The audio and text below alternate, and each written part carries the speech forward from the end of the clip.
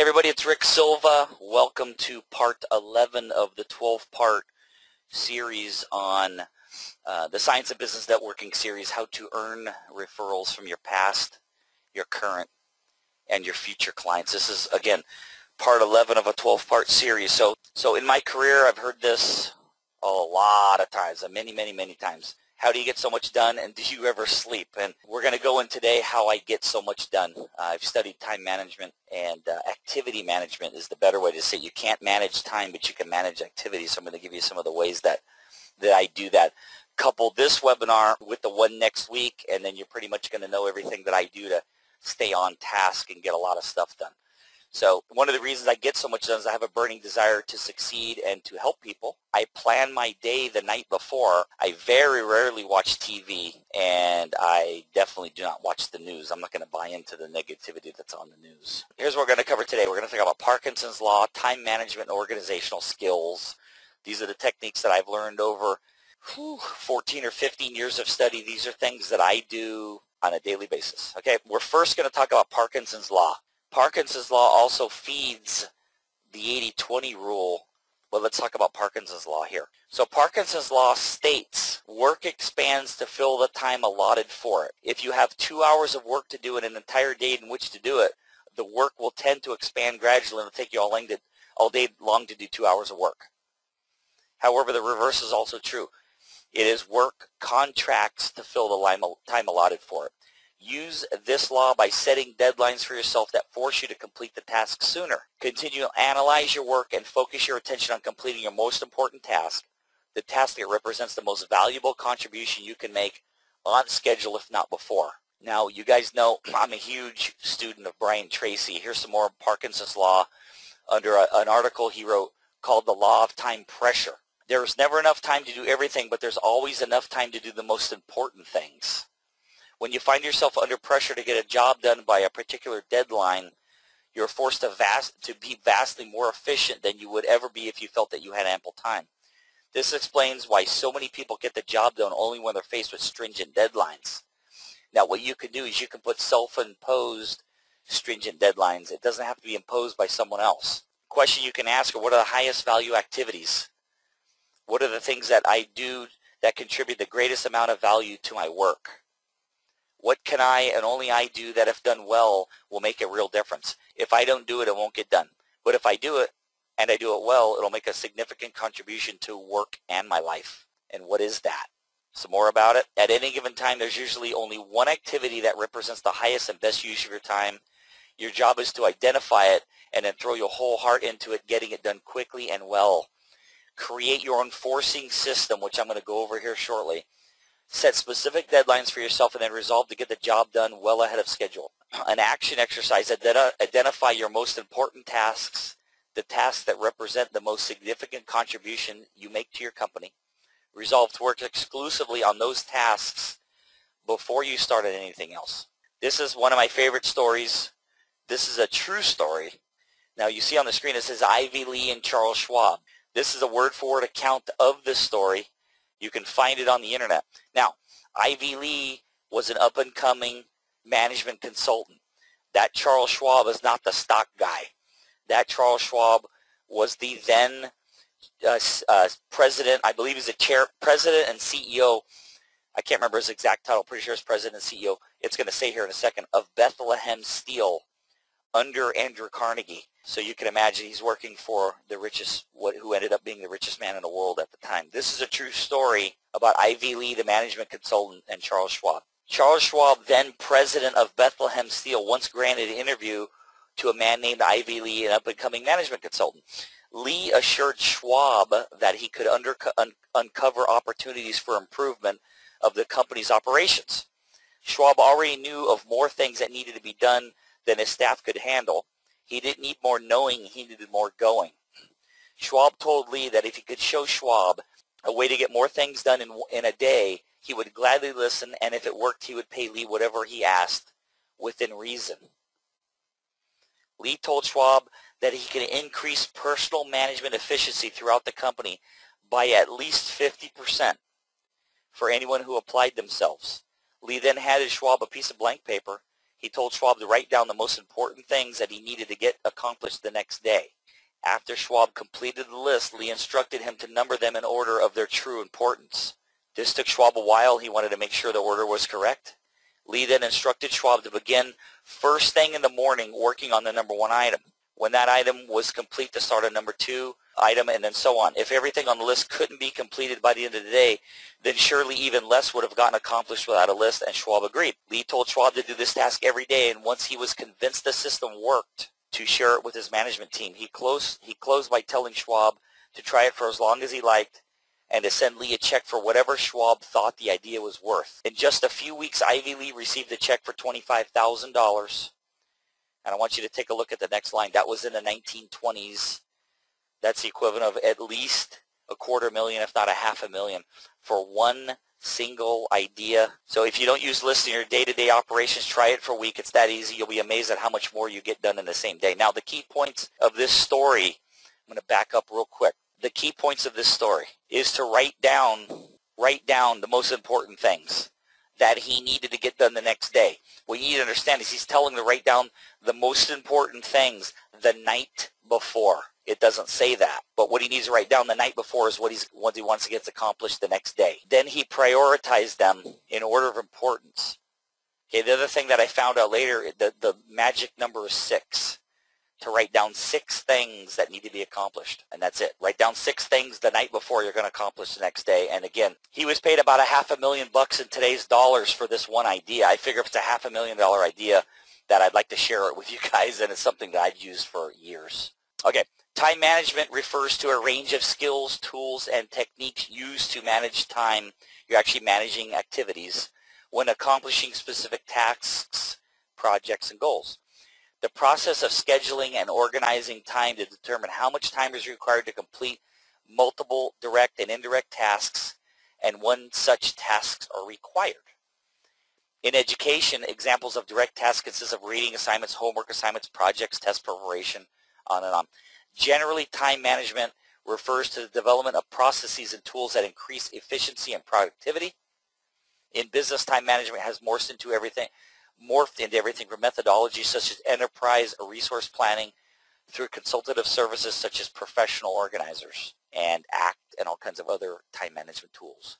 When we think of time management, however, we tend to think of personal time management, loosely defined as managing our time to waste less time on doing the things we have to do so we have more time to do things that we want to do. The key to success is to develop good habits and make them your master. So one of the things I'm going to drive home over and over is you got to write it down, and then you have to follow the list. You have to check your calendar constantly to make sure you're staying on task. When I finally got a grasp of managing my time rather than my time managing me, my personal success skyrocketed. Good time management doesn't take a lot of time. Spend 5 minutes before you start your day and plan it out completely. Now, I recommend you make the list the night before and then you study it for 5 minutes that morning. Better yet, at the end of each day, spend 5 minutes and plan tomorrow. I do both. You'll be amazed at what you get accomplished once you have your day completely planned out. When every single minute of your day is scheduled, you become proactive rather than reactive.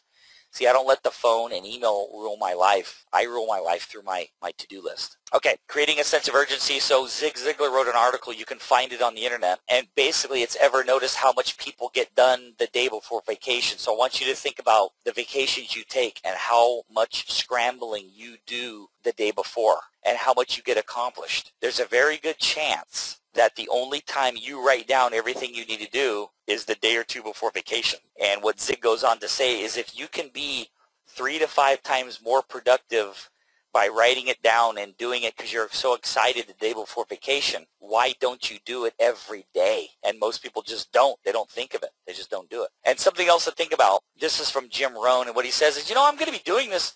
I go here every year, and I'm going to be going for 20 more years. And another way to look at it, because that sounds like it's a really long time, it's not 20 more years, it's 20 more times. If you look at it that way, it doesn't seem like such a big number.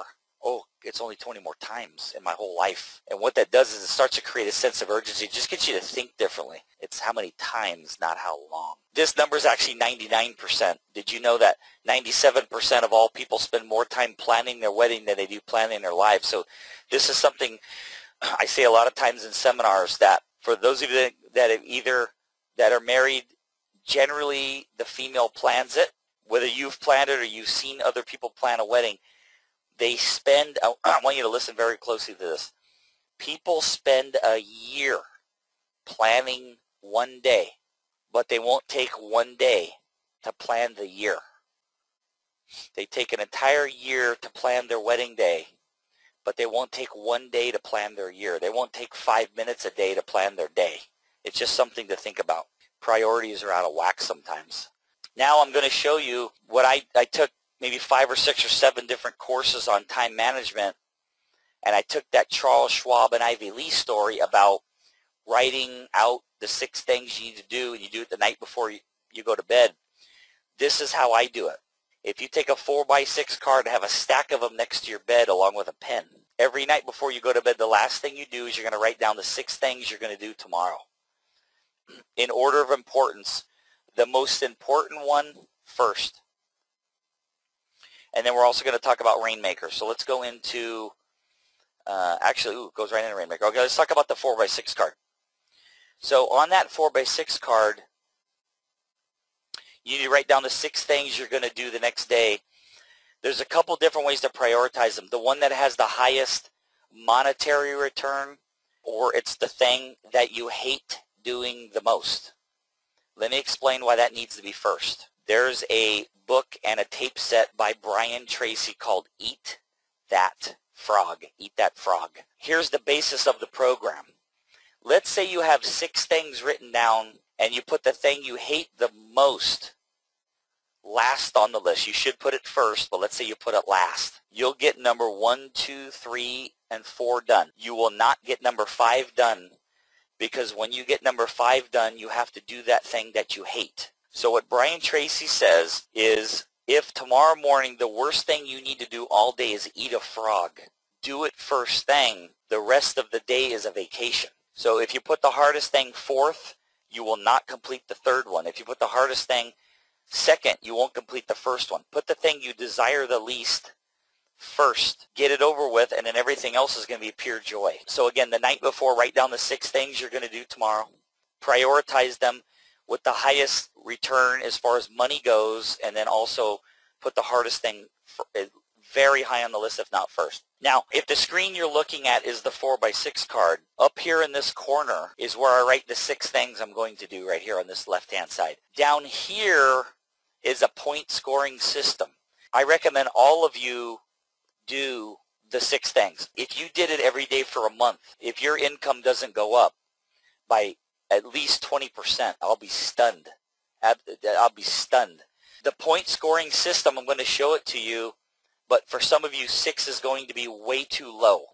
Like for me, I got like 14 to 16. 6 points I can do without leaving the house. I can check my email and score 6 points. Let me explain. If you have a point scoring system, these are the 4 categories you can score points in. This goes, again, let me back up here.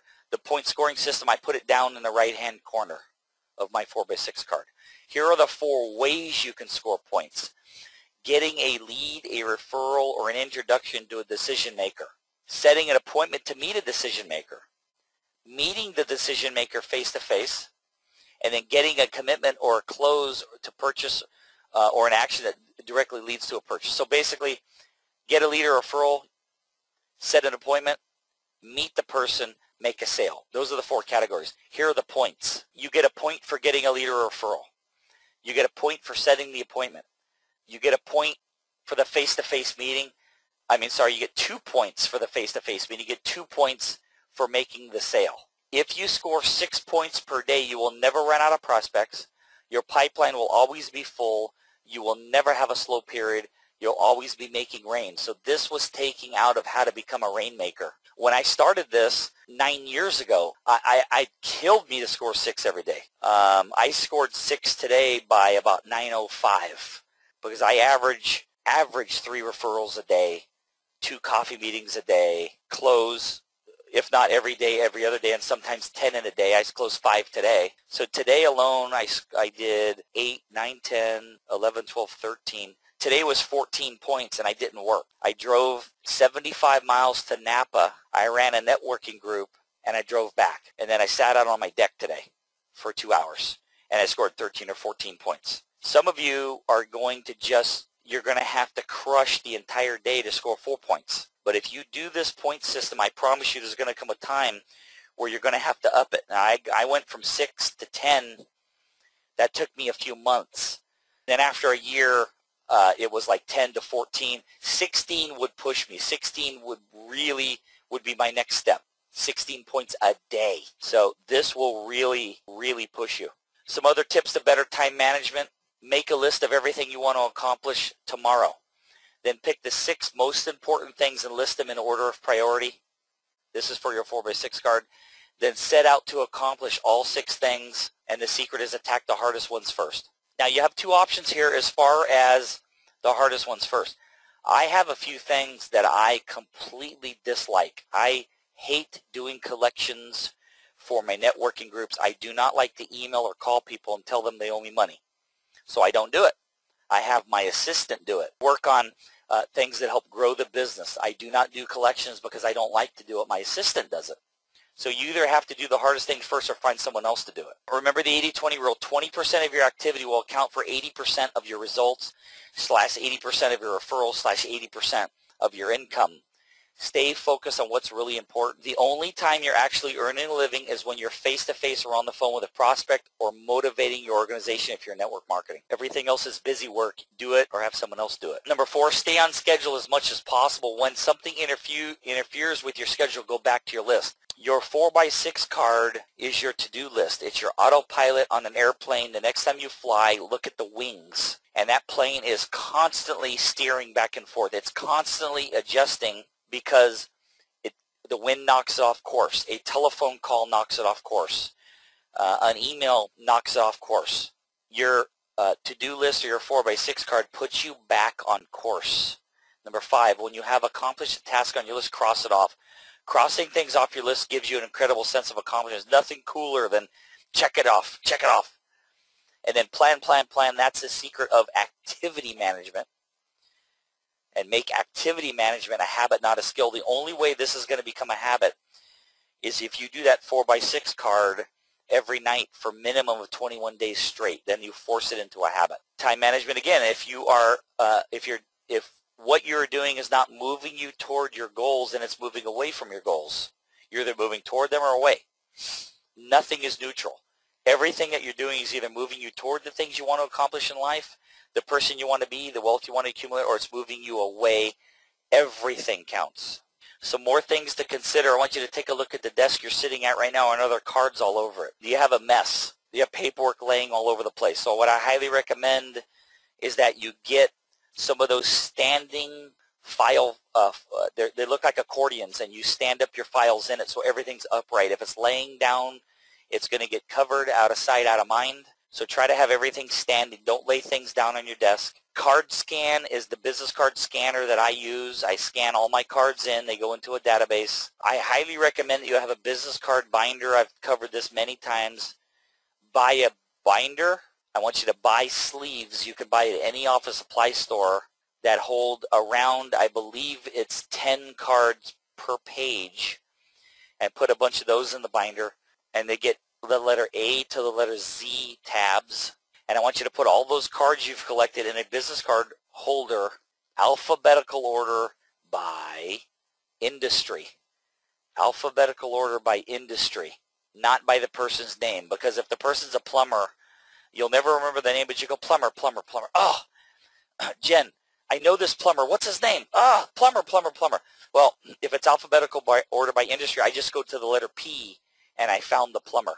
And then touch everything twice at the most. If you're touching something more than 3 or 4 times, throw it in the garbage or deal with it. Because every time it's called single and double handling. If you're handling things more than once or twice, you're wasting time. And have somebody else do it if you don't want to. And here's some recommended reading. This is a very short list of my favorite books. I have 500, 600, 700 books and audio programs.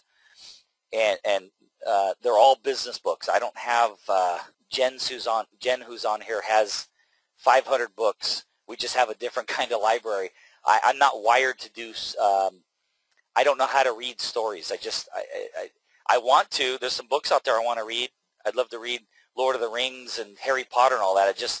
I'm wired to just read these kind of books. If you want some good books on time management, getting stuff done, helping you build your business, this, in my opinion, if you're self-employed and you don't have every one of the books on this list, it's costing you money. Okay, so Think and Grow Rich by Napoleon Hill. Never Check Email in the Morning by Julie Morgenstern. Never Eat Alone, Keith Ferrazzi.